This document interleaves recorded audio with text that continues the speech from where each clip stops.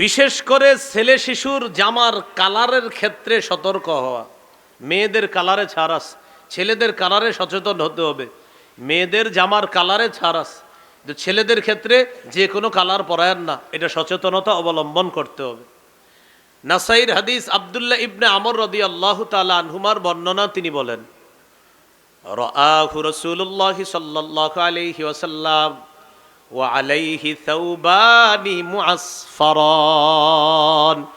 রাসূলুল্লাহ সাল্লাল্লাহু আলাইহি সাল্লাম আব্দুল্লাহ ইবনে আমরকে দেখলেন, তার শরীরের মধ্যে কুসুম রঙের দুটি জামা। বলেন তো কি রং? ফাকালা রাসূলুল্লাহ সাল্লাল্লাহু আলাইহি ওয়াসাল্লাম, হাযিহি থিয়াবুল কুফফার ফালা তালবাসহা। আব্দুল্লাহ, তুমি কি জামা পরছো? এগুলা কাফেরদের পোশাক, এগুলা আর পরবা না, খোলো, এগুলা পরিধান করবা না। এই আব্দুল্লাহ ইবনে আমর রাদিয়াল্লাহু তাআলা আনহুমা বলেন, নবীজি এটা যখন আমারে বলছে যে এগুলা জাহান্নামের পোশাক, এগুলা যেন আমি পরিধান না করি, তিনি তাড়াতাড়ি এই পোশাক পরিবর্তন করে আল্লাহ রসুলকে খুশি করার জন্য অন্য পোশাক অভ্যস্ত হওয়া শুরু হলেন। সাহাবায়ে কেরামের আদর্শ ছিল এমন, নবী কিছু বললে সাথে সাথে তারা আমল করে দেখাইয়া দিতেন। অন্য বর্ণনায় আছে যে নবী যখন বলতেন যে এই পোশাকটা কেমন জানি, সাথে সাথে সাহাবায়ে কেরামের কেউ কেউ এমন করতেন, উনি মাটিতে বসার আগে ওই পোশাক চেঞ্জ করতেন। মাটিতে বসার আগে বুঝছেন নি, মানে ওই পোশাকে উনি আর বসতেন না, যে না না আমি বসবো না, আমি জমিনে বসার আগে আগে পোশাক চেঞ্জ করতে হবে, নবীর হুকুম পালন করতে হবে, এরপর আমি জমিনে বসবো, এর আগে বসবো না। কয় নম্বর গেল? 9। 10 নম্বরটা একটু কষ্ট করে আপনারা আমার সাথে বলতে হবে। সবাই বলেন, শিশু থেকে, শৈশব থেকেই শিশুকে এমন পোশাকে অভ্যস্ত করা যেই পোশাক সতর ঢেকে রাখে।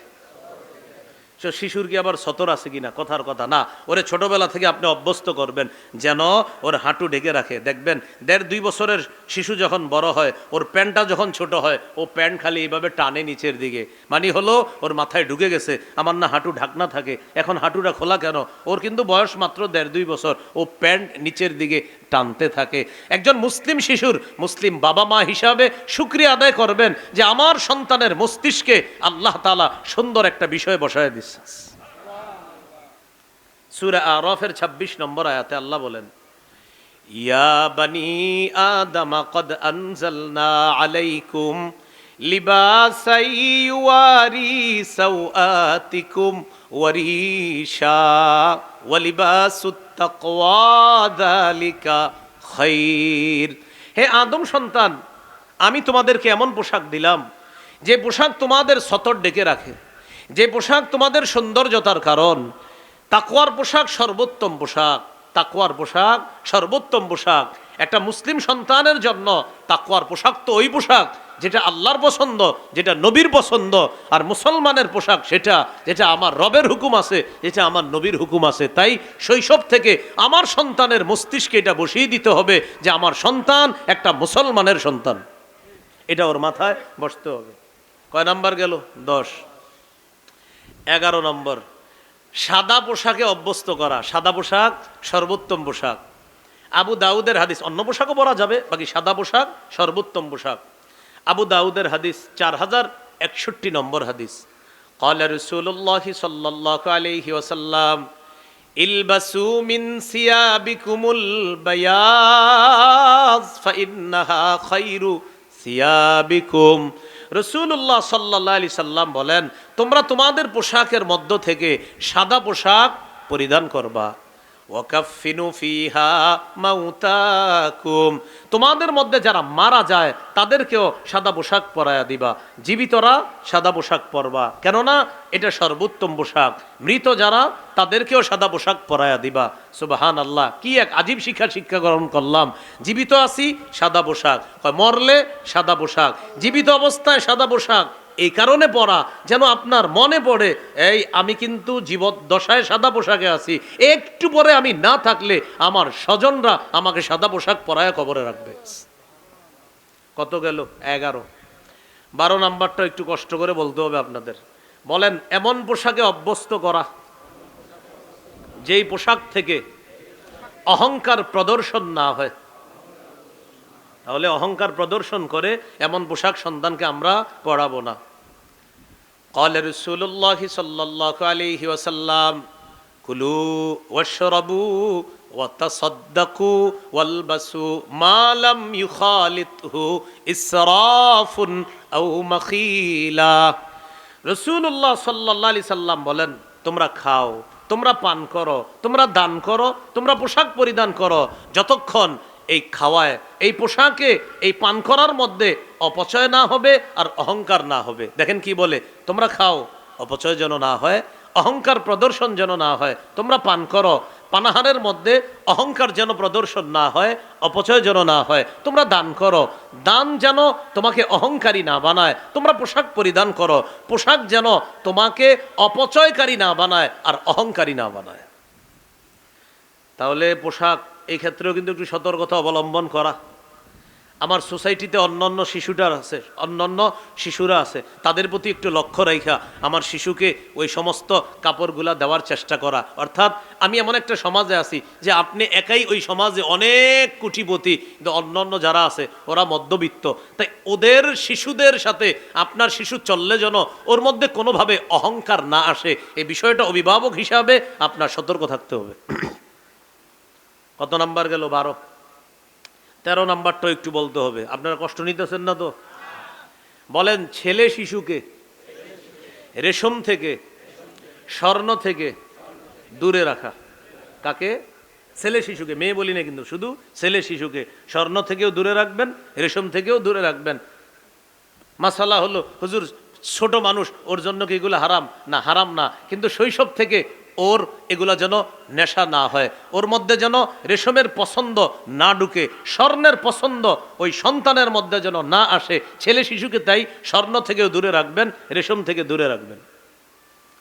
قال رسول الله صلى الله عليه وسلم أحل الذهب والحرير لأناس أمتي وحرم على ذكورها। রাসূলুল্লাহ সাল্লাল্লাহু আলাইহি সাল্লাম বলেন, আমার উম্মতের নারীদের জন্য, মেয়েদের জন্য রেশম হালাল, স্বর্ণ হালাল। আমার উম্মতের ছেলেদের জন্য রেশম হারাম, স্বর্ণ হারাম। তাহলে মেয়েদের জন্য রেশম হালাল, স্বর্ণ হালাল, আর ছেলেদের জন্য রেশম হারাম, স্বর্ণ হারাম। 13 নাম্বার গেল। 14 নাম্বারটা বলার আগে সবাই একটু দিল থেকে আল্লাহু আকবার বলি। কেন আল্লাহু আকবার বললাম? 14 নাম্বারটা হলো, আমাদের নবী আমাদেরকে জুতা পরাও শিখাইয়া দিছে। সুবহানাল্লাহ। এই জন্য মানে এই বিষয়টাও শিখাই দিছে, তো এই জন্য আমরা আশ্চর্য প্রকাশ করলাম যে আল্লাহু আকবার, আমাদের নবী কত ভালোবাসে আমাদেরকে, জুতা পরবো কিভাবে এটাও শিখাই দিছে। তাহলে 14 নাম্বার, জুতা পরা শিখানো শিশুকে। قال رسول الله صلى الله عليه وسلم لا تمشي في نعل واحد। নবীজি বলেন, এক পায়ে জুতা পরে হাঁটবা না, এক পায়ে জুতা পরিধান করে হাঁটবা না। বুখারীর বর্ণনায় আসছে লিউনিলহিমা জামিআ আও লিউহফিহিমা জামিআ। হয়তো 2 পায়ে জুতা রেখে হাঁটবা, না হয় 2 পা খোলা রেখে হাঁটবা। এক পায়ে জুতা রেখে চলবা না, এতে অ্যাক্সিডেন্টের সম্ভাবনা আছে। হয়তো 2 পায়ে জুতা রাখবা, না হয় 2 পা খোলা রাখবা। এক পা যদি খোলা রাখো, আরেক পায়ে জুতা রাখো। বিশেষ করে শিশুর এক পায়ে জুতা, আরেক পা যদি খোলা থাকে, ও বারবার অ্যাক্সিডেন্টের সম্ভাবনা আছে। ওয়ালা তাশতামিলিস সাম্মা। নবী বলেন, এক কাপড়ে পুরো শরীর ঢাকবা না। মানে আপনার শরীরে আর কোনো কাপড় নাই, একটা দিয়ে পুরো শরীর ঢেকে ফেলছেন। মানে আপনার সামর্থ্য আছে আরো কাপড়ের, তো সামর্থ্য থাকার পরেও এক কাপড়ে পুরো শরীর ঢাকা, এটা নবী নিষেধ করছেন। ওয়ালা তাদা ইহদা রিজলাইকা আলাল উখরা ইযা ইসতালকাইতা। যখন তুমি চিত হয়ে শোও, এক পায়ের উপর আরেক পা রাখবা না। কি রাখেনি? চিত হয়ে শুলে এভাবে পা নাড়ায় না? নবী বলেন, যখন চিত হয়ে শুইবা, এক পায়ের উপর আর এক পা রাখবা না।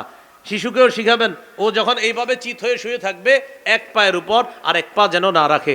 শিশু মাঝে মাঝে উপর হয়ে শুয়ে থাকে, শিশুকে উপর হয়ে শুতে দিবেন না। আপনিও শুইবেন না, শিশুকে উপর হয়ে শুইতে দিবেন না। হাদিসে আসছে, উপর হয়ে শোয়া এটা জাহান্নামীদের শোয়া। তাহলে এইভাবে শুইলে পায়ের উপর পা রাখা যাবে না, আর উপর হয়ে শোয়া যাবে না, কেননা ওটা জাহান্নামীদের শোয়া। আল্লাহ আমাদেরকে কথাগুলো মনে রাখার তৌফিক দান করেন। তাহলে এটা কিন্তু মনে রাখতে হবে সবার। আমরাও চিত হয়ে যখন শুভ, মাঝে মাঝে টেনশন করতে গেলে কি করে পায়ের উপর পা উঠায় না, পায়ের উপর পা উঠাবেন না, নবীজিরা নিষেধ করছে। এটা শৈশব থেকে শিশুকে আমরা শিখাবো। 15 নাম্বার, সব কিছু ডান দিক থেকে করা, এই শিক্ষা দেওয়া শিশুকে। সহিহ বুখারী 168 নম্বর হাদিসে আছে, আন আয়েশা সিদ্দিকাহ রাদিয়াল্লাহু তাআলা আনহা কানা রাসূলুল্লাহ সাল্লাল্লাহু আলাইহি ওয়াসাল্লাম ইউজিবুহু তায়াম্মুনু ফিত তানাউলি ওয়াত তারাজ্জুলি ওয়া তুহুরিহি ওয়া ফি শানিহি কুল্লি। রাসূলুল্লাহ সাল্লাল্লাহু আলাইহি ওয়াসাল্লাম সবকিছু ডান দিক থেকে পছন্দ করতেন। ফিত তানাউলি, তানাউল মানে জুতা পরা, ডান দিক থেকে পছন্দ করতেন। ওয়াত তারাজ্জুলি, তারাজ্জুল মানে মাথা আঁচড়ানো, এটাও ডান দিক থেকে পছন্দ করতেন। ওয়া তুহুরিহি, পবিত্রতা অর্জন করা, এটাও ডান দিক থেকে পছন্দ করতেন। ওয়া ফি শানিহি কুল্লি, সব কিছু নবীজি ডান দিক থেকে পছন্দ করতেন। আমরাও সন্তানকে ডান শিখাবো। দেখবেন কিছু দিবেন, ও বাম হাত দিলে এভাবে মাথা নাড়াবেন, এবার ডান হাত শিখাবেন, পরে ডান হাত দিবে, এরপরে দিবেন। এইভাবে বারবার যদি বাম হাত দেয়, আপনি বারবার ওরে দিতে চাইবেন না। ও দেখবেন 2-3 দিন পরে এমন করবে, পরে ও নিজে এমন করবে। প্রথমে ও বাম হাত দিবে, দেওয়ার পরে ও এমন করবে। তার মানে এইভাবে শিশুকে আপনি শিক্ষা দিতে হবে, ওর মধ্যে যেন এই আদর্শগুলো ফুটে ওঠে। আল্লাহ আমাদের সকলকে মনে রাখার তৌফিক দান করেন। 16 নাম্বার গুরুত্বপূর্ণ অংশ, তাওহীদ শিক্ষা দেওয়া। কি শিক্ষা দেওয়া? সবাই একসাথে বলি, আল্লাহ এক, আল্লাহ অমুখাপেক্ষী, আল্লাহ জন্ম দেন না, আল্লাহ জন্ম নেন না, তার সমকক্ষ কেউ নেই, সকল সৃষ্টি আল্লাহর মুখাপেক্ষী। আল্লাহ তাআলা সৃষ্টির মুখাপেক্ষী নন, সময়ের মুখাপেক্ষী নন, স্থানের মুখাপেক্ষী নন, বরং সময়, স্থান, সৃষ্টি সব কিছু আল্লাহর মুখাপেক্ষী। এই কথাগুলা শিখিয়ে দেওয়া। তিরমিজির হাদিস 2516 নম্বর হাদিস, রাসূলুল্লাহ সাল্লাল্লাহু আলাইহি সাল্লাম বলেন, আব্দুল্লাহ ইবনে আব্বাস রাদিয়াল্লাহু তাআলা আনহুমাকে বলেন, ইয়া গুলাম উআল্লিমুকা কালিমাত, বৎস আমি তোমাকে কিছু বাক্য শিখিয়ে দিই, তুমি এগুলো মনে রাখবা। ইহফাজিল্লাহ ইয়াহফাজকা, তুমি আল্লাহর বিধিবিধানগুলো রক্ষা করবা, আল্লাহ তোমাকে রক্ষা করবে। ইহফাজিল্লাহ তাজিদহু তুজাহাকা, তুমি আল্লাহকে সদা সর্বদা স্মরণে রাখবা, আল্লাহ তোমাকে বিপদে আপদে সাহায্য করবে। ইযা সাআলতা ফাসআলিল্লাহ, কি আজীব শিক্ষা! যখন তুমি চাইবা আল্লাহর কাছে চাইবা। বলেন না একটু, কার কাছে চাইবা? ইযা সাআলতা ফাসআলিল্লাহ। ছেলেকে শিখান, মেয়েকে শিখান, চাইবা যখন আল্লাহর কাছে চাইবা। ওয়া ইযাস্তাআনতা ফাস্তাইন বিল্লাহ, যখন সাহায্য প্রার্থনা করবা আল্লাহর কাছে সাহায্য প্রার্থনা করবা। এইভাবে সন্তানকে আমরা তাওহীদ শিক্ষা দিব। বলেন ইনশাআল্লাহ। আমি আপনাদের সামনে সূরাতুত তাহরীমের 6 নম্বর আয়াতে কারিমা তেলাওয়াত করেছি। 28 পারা 19 নম্বর পৃষ্ঠা, সূরা তাহরীম 6 নম্বর আয়াত। আয়াতে আল্লাহ বলেন, ইয়া আইয়ুহাল্লাযীনা আমানু কু আনফুসাকুম ওয়া আহলিকুম নারা, হে ঈমানদারগণ, তোমরা নিজেদেরকে এবং পরিবারকে আগুন থেকে বাঁচাও। ওয়াকুদুহান নাসু ওয়াল হিজারা, যে আগুনের জ্বালানি হলো মানুষ এবং পাথর। তোমরা নিজেদেরকে আগুন থেকে বাঁচাও, পরিবারকে আগুন থেকে বাঁচাও, যে আগুনের জ্বালানি মানুষ এবং পাথর। আগুনটা জ্বালাবে আল্লাহ মানুষ দিয়ে, পাথর দিয়ে। সে আগুন থেকে নিজেকে পরিবারকে বাঁচানোর হুকুম করেছেন আল্লাহ। আয়াতের ব্যাখ্যায় সাহাবায়ে কেরাম ব্যাখ্যা করেছেন, আল্লিমুহুম ওয়া আদ্দিবুহুম, তোমরা পরিবারকে, তোমাদের সন্তানদেরকে সুশিক্ষায় শিক্ষিত করে তাদেরকে আদর্শ সভ্য মানুষে রূপান্তরিত করে আগুন থেকে বাঁচানোর চেষ্টা করো। আয়াতের সহজ ব্যাখ্যা হলো, সন্তানকে সুশিক্ষায় শিক্ষিত করো, তাদেরকে উত্তম শিষ্টাচার শিক্ষা দাও, এর মাধ্যমে তাদেরকে আগুন থেকে বাঁচানোর চেষ্টা করো। আয়াতের এই অংশ থেকে আজকের আলোচ্য বিষয় আমরা নির্ধারণ করব, আদর্শ সন্তান। আলোচ্য বিষয় কি? সবাই আলোচ্য বিষয়টা ঠিক করে নেই, কি নাম? আদর্শ সন্তান। নাসুয়াল হিজারা। আল্লাহুম্মা সাল্লি আলা মুহাম্মাদি ওয়া আলা আলি মুহাম্মাদ كما صليت على إبراهيم وعلى آل إبراهيم إنك حميد مجيد اللهم بارك على محمد وعلى آل محمد كما باركت على إبراهيم وعلى آل إبراهيم إنك حميد مجيد اللهم إني أعوذ بك من شر لساني ومن شر سمعي ومن شر بصري ومن شر مني। দারুস সুন্নাহ মাদ্রাসা কর্তৃক আয়োজিত অধ্যকার মাহফিলের সম্মানিত সভাপতি, প্রধান মেহমান, প্রধান অতিথি, আমার পূর্বে যারা আলোচনা করেছেন, সম্মানিত আলোচক বৃন্দ, উপস্থিত হজরত উলামা একরাম, মুসলমান ভাইরা, আল্লাহ তাআলার দরবারে শুকরিয়া আদায় করছি, আল্লাহ আমাদেরকে এই মাহফিলে উপস্থিত হওয়ার তৌফিক দান করেছেন, বলি আলহামদুলিল্লাহ।